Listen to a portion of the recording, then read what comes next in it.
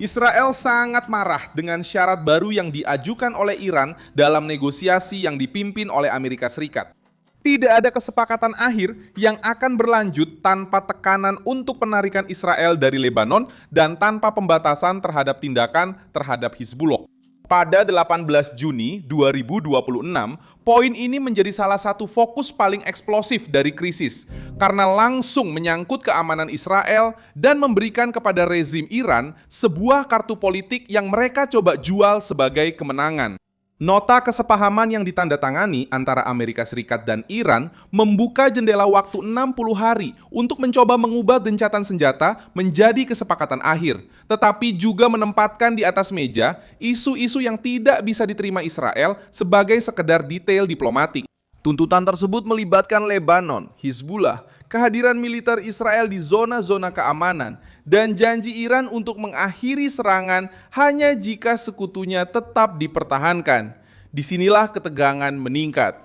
Israel tidak ikut serta sebagai penandatangan kesepakatan, tidak ingin terikat oleh dokumen yang ditandatangani oleh Washington dan Teheran, serta melihat risiko langsung jika menerima bahwa kelompok yang didukung Iran mendapatkan waktu, ruang bernafas, dan perlindungan politik. Rezim Iran berusaha mengubah gencatan senjata menjadi perlindungan bagi sayap-sayap regionalnya. Sementara sebagian tim Trump sudah menunjukkan keraguan tentang kesediaan nyata Teheran untuk mengalah dalam isu nuklir. Apa yang akan dilakukan Israel jika mendapat tekanan untuk mundur? Mengapa Iran menempatkan Hizbullah di pusat kesepakatan? Bagaimana Trump akan mempertahankan perjanjian yang sejak awal sudah dipertanyakan oleh sekutu, intelijen, dan Kongres? Saya akan segera memberitahumu semuanya. Jika kamu suka konten yang langsung ke inti dan tanpa basa-basi seperti ini, pertimbangkan untuk berlangganan, karena di sini ada video seperti ini setiap hari. Perjanjian awal ini dipresentasikan sebagai upaya untuk mengakhiri eskalasi militer dan membuka kembali jalur pelayaran di Selat Hormuz. Tetapi, bagian yang melibatkan Lebanon membuat Israel waspada. Dokumen tersebut membahas penangguhan operasi militer di berbagai front, termasuk front Lebanon, dan menuntut penghormatan terhadap kedaulatan Lebanon. Secara praktik, Teheran mencoba menggunakan bahasa ini untuk mendorong penarikan pasukan Israel dari wilayah yang diduduki setelah pertempuran melawan Hizbullah. Bagi Israel, ini bukanlah detail teknis. Ini adalah ancaman nyata, karena Hizbullah tetap menjadi kekuatan bersenjata yang bersekutu dengan Iran, ditempatkan di dekat perbatasan dan digunakan sebagai alat tekanan terhadap kota-kota Israel. Menteri Luar Negeri Iran, Abbas Araghchi, menyatakan bahwa kehadiran pasukan Israel di Lebanon akan menjadi pelanggaran terhadap kesepakatan yang telah dinegosiasikan dengan Amerika Serikat.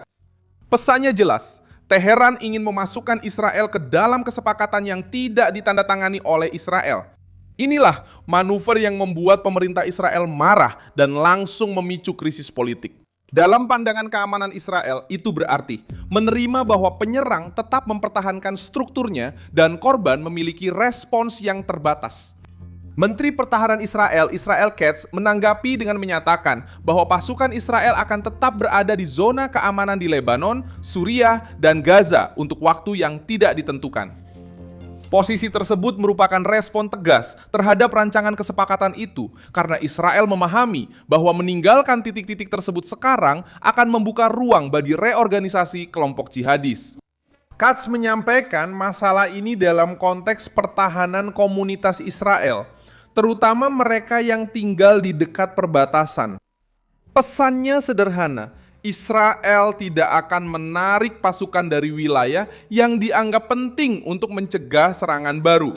Benyamin Netanyahu juga berusaha menjauhkan diri secara politik dari memorandum tersebut.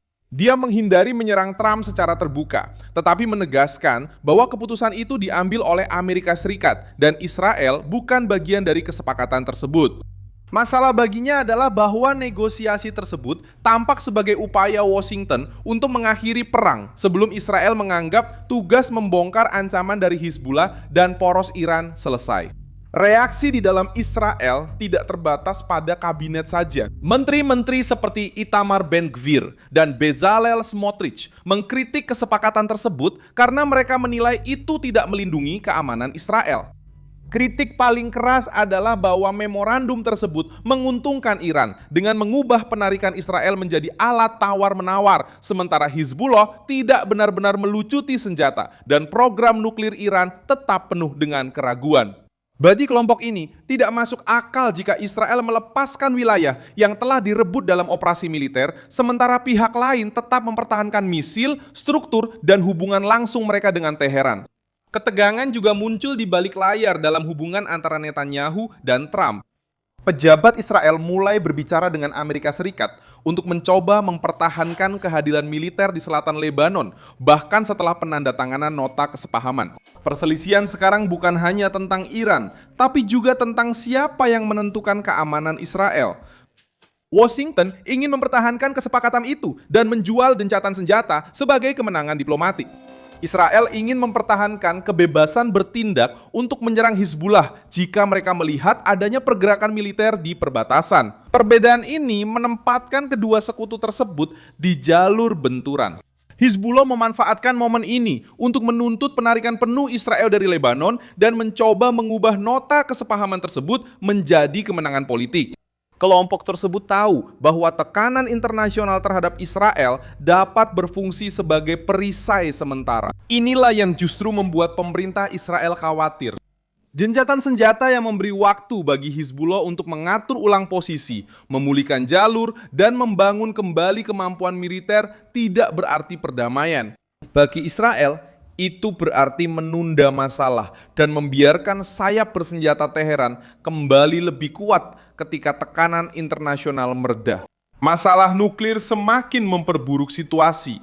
Nota kesepahaman tersebut menyatakan bahwa Iran menegaskan kembali tidak akan mengembangkan senjata nuklir dan para pihak akan merundingkan persyaratan teknis dalam 60 hari ke depan. Namun, bahasa tersebut tidak meyakinkan pihak terkait, para direktur intelijen Amerika. Direktur CIA, John Ratcliffe, dikabarkan telah mengungkapkan keraguan tentang kesediaan nyata Iran untuk membuat konsesi nuklir yang mendalam.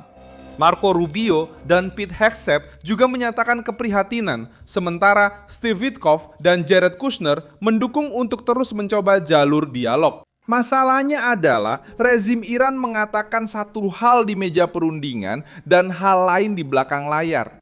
Informasi yang diungkapkan oleh media Amerika menunjukkan bahwa pejabat Iran membahas kesepakatan tersebut secara internal dengan cara yang berbeda dari yang mereka sampaikan kepada para mediator dan Amerika Serikat.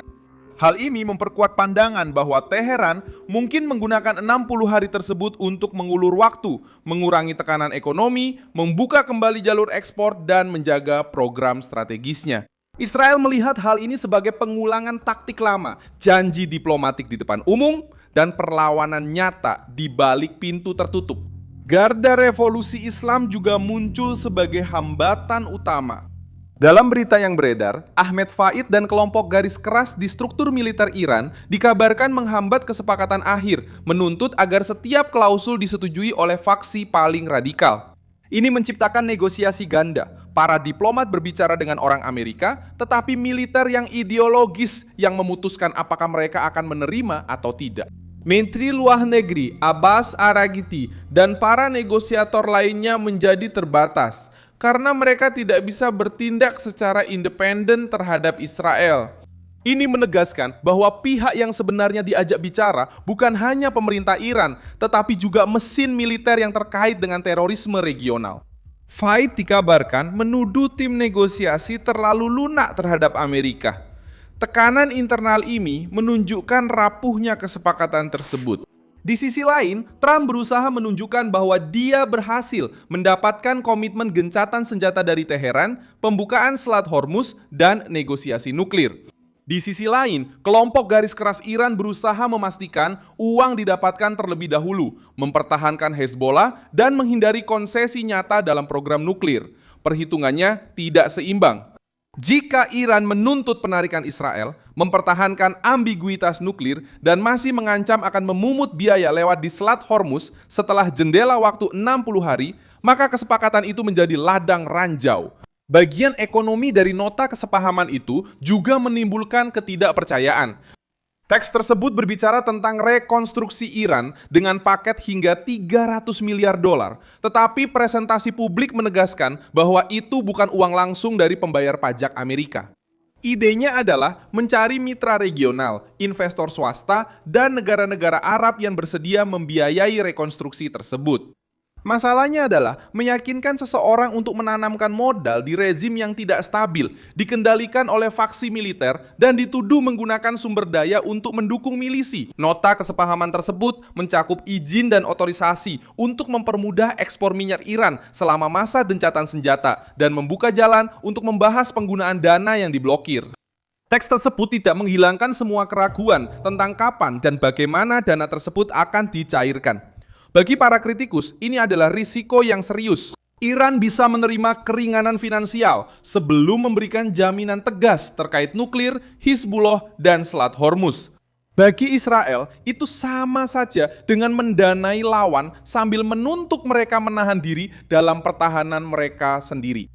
Kongres Amerika Serikat juga bisa menghambat kesepakatan tersebut. Garda Revolusi Islam masih diklasifikasikan sebagai organisasi teroris dan aturan yang telah disetujui sebelumnya membuat upaya untuk menghapus status tersebut dalam waktu singkat menjadi sulit. Hal ini mempersulit setiap perjanjian yang secara langsung atau tidak langsung memberikan keuntungan kepada struktur yang terkait dengan rezim Iran.